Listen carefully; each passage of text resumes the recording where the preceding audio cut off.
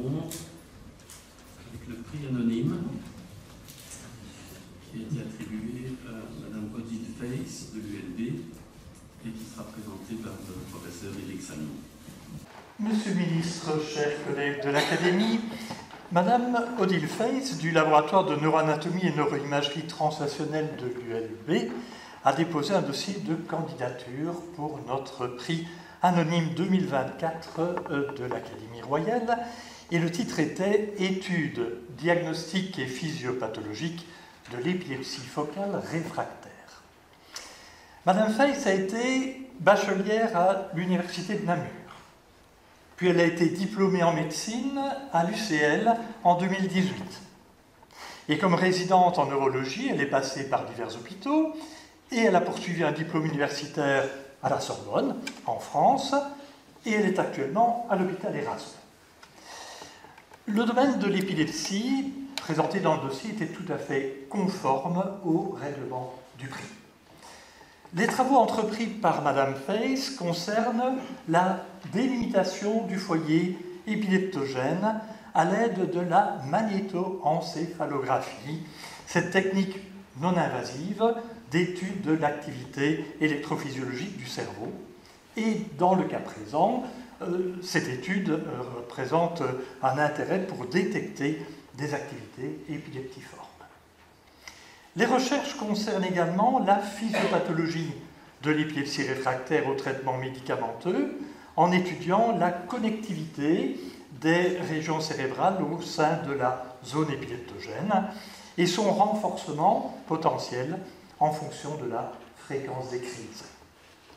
Outre l'intérêt que ça peut avoir dans un domaine expérimental, le travail trouve une application clinique puisque c'est en particulier utile pour la sélection des patients qui pourront bénéficier d'un traitement chirurgical en cas d'une épilepsie réfractaire au traitement médicamenteux. Alors, le curriculum de la patiente est impressionnant. Sa mobilité, je l'ai bien dit, est assez remarquable dans sa formation de neurologue et de chercheuse. Et la production scientifique est fort appréciable. Il a eu des récompenses pour saluer ses recherches et le jury a souligné que 6 articles ont été publiés en 2023, ce qui atteste d'une production scientifique remarquable. Ils sont tous d'un haut niveau scientifique et parfaitement centrés sur la pathologie qui nous intéressait, l'épilepsie réfractaire, particulièrement complexe. Le dossier de Madame Odile Feiss est donc remarquable et le jury, à l'unanimité, la félicite chaleureusement pour ce prix anonyme 2024.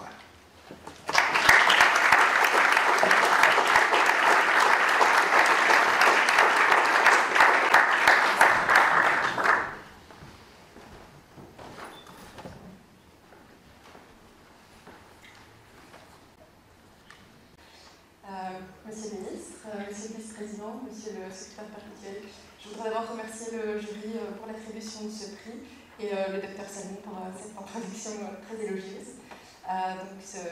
Le travail dont je vais vous parler et que je vais vous résumer très brièvement s'intitule « Études diagnostiques et physiopathologiques de l'épilepsie focale réfractaire ». Dans l'épilepsie, quand les patients ne peuvent pas être soignés par des traitements anti-épileptiques, des médicaments, on dit qu'ils souffrent d'une épilepsie réfractaire, et pour les patients qui souffrent d'une épilepsie focale réfractaire, ils peuvent dans certains cas bénéficier d'une chirurgie de l'épilepsie.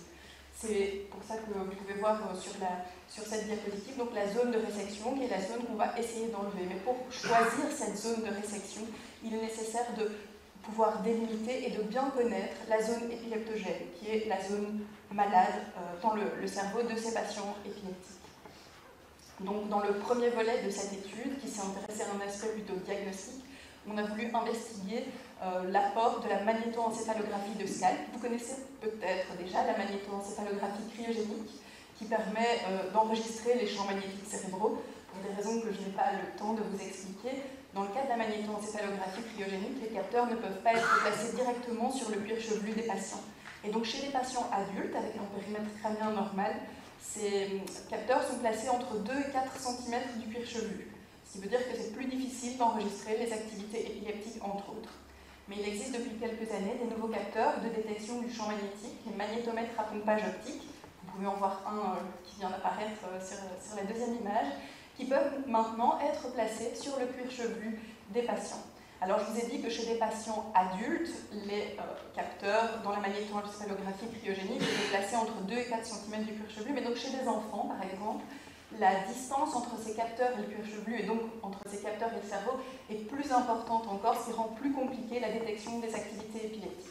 Donc cette nouvelle technique, la magnétoencéphalographie de scalp, est d'une grande aide chez les enfants, qui ont un périmètre crânien plus petit, mais également, par exemple, comme vous pouvez le voir ici, chez des nourrissons épileptiques qui ne pouvaient pas bénéficier de la technique préalable, la magnétoencéphalographie cryogénique, notamment en raison de leur périmètre crânien beaucoup plus petit, mais également parce que la magnétoencéphalographie cryogénique nécessite de garder la tête parfaitement immobile dans ce casque que vous pouvez voir ici. Et donc, vous imaginez bien que les nourrissons ne peuvent pas rester immobiles à la demande au moment où on souhaite réaliser l'examen.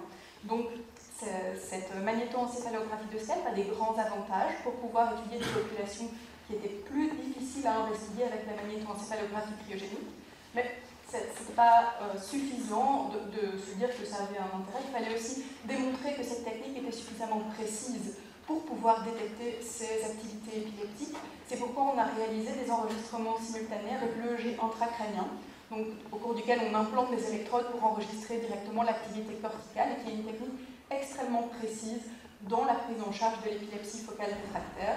Et ce que vous pouvez voir sur cette figure-ci, c'est que pour des activités épileptiques que je vous montre ici, qui ont été détectées avec l'EEG intracrânien, on enregistrait également, simultanément, donc, les activités épileptiques avec la magnétoencéphalographie de scalp, ce qui démontre son pouvoir de détection des activités, mais également on a pu localiser cette activité avec la magnétoencéphalographie de scalp, qui était très proche des contacts intracrâniens que vous pouvez voir ici, et donc ce qui démontre également sa grande valeur localisatrice pour localiser et détecter l'activité épileptique.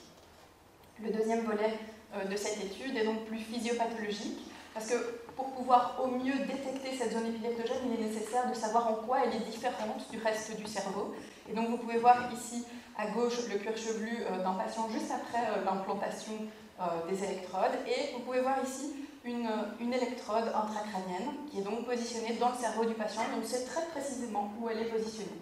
Ça nous permet donc d'une part d'enregistrer l'activité corticale, mais d'autre part ça nous permet aussi de réaliser des stimulations électriques intracrâniennes via les différents contacts que vous pouvez voir ici. Donc on en choisit un, on le sélectionne précisément, on fait un stimuli électrique à cet endroit très précis, on peut enregistrer ce qui se passe au niveau des autres régions cérébrales.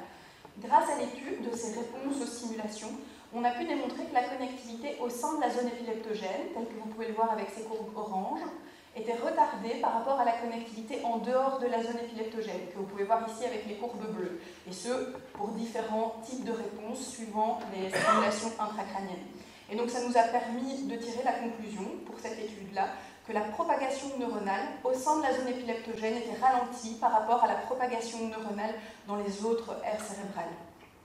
On s'est également intéressé à la reproductibilité de ces réponses. Et vous pouvez voir dans l'encadré mauve ici, je vous les désigne avec la souris, que ces différentes réponses, elles sont très très semblables, suivant une stimulation et la stimulation suivante. Donc vous voyez vraiment qu'elles ont la même amplitude, la même forme, c'est assez visuel. Mais pour la même stimulation exactement, d'autres régions cérébrales vont avoir des réponses qui sont beaucoup plus différentes.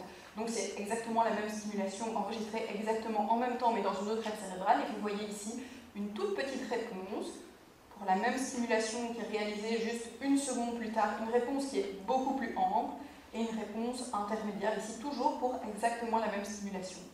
Et on a pu démontrer que cette variabilité des réponses à la stimulation, elle survenait de façon plus fréquente quand on stimulait au sein de la zone épileptogène par rapport aux stimulations dans les autres aires cérébrales. Et donc on peut aussi tirer la conclusion que les différentes aires cérébrales sont connectées de façon moins intense et de façon moins reproductible au sein de la zone épileptogène, avec de temps en temps des ratés dans la communication entre ces différentes aires cérébrales.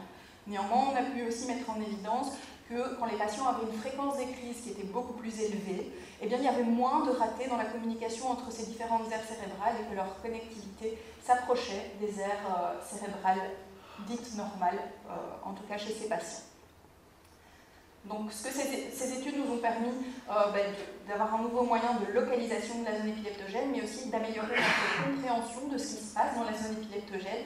Et comme le docteur Salmon l'a dit, on espère que d'une part la magnétoencéphalographie de Scalp puisse aider au diagnostic et à la localisation très précise de la zone épileptogène en clinique, pratiquement, pour les patients qui souffrent d'épilepsie focale réfractaire, mais également que cette compréhension qu'on a maintenant de la zone épileptogène grâce à ces études nous permettent aussi de mieux la délimiter et de pouvoir aider au mieux les patients qui souffrent d'épilepsie focale réfractaire.